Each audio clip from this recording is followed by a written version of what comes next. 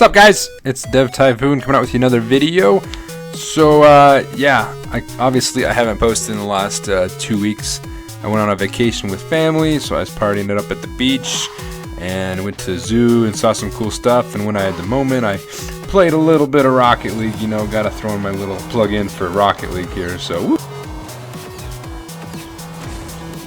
So I played some Rocket League. I was gone for a little bit. I didn't get too much work done, I'm not gonna lie. So I was on vacation. I was gonna focus on that. Next time I go on vacation, I'm gonna pre-record some videos so that there's not as big a gap as this time.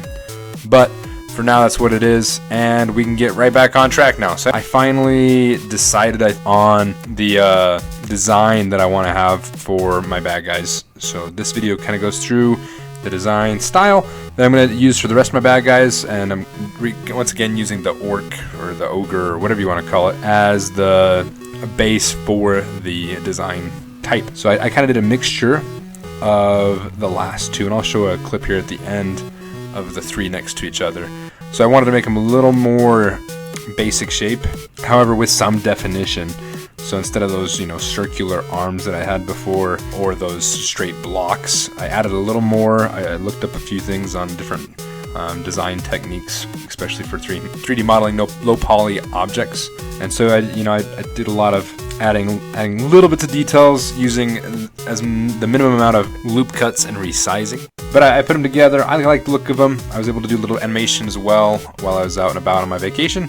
So he's walking, he's got an attack animation, and he's got an idle animation. So he's looking pretty good. This will work for my purposes now. So I have a bad guy that I can work with as I'm working on the combat system, which I'll be working on the next couple weeks. I'll also be throwing in a little goblin soon, the very basic of base bad guys. So I'll be 3D modeling him this week, and he'll be a similar pattern to this guy, obviously a lot shorter, smaller, thinner.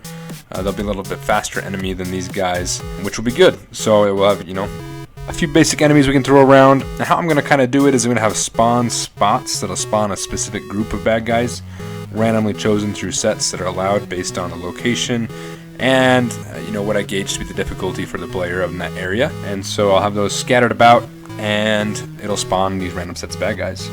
And oh, by the way, here's the stages. So I had the round guy, he's a little big, a little, you know, bubbly.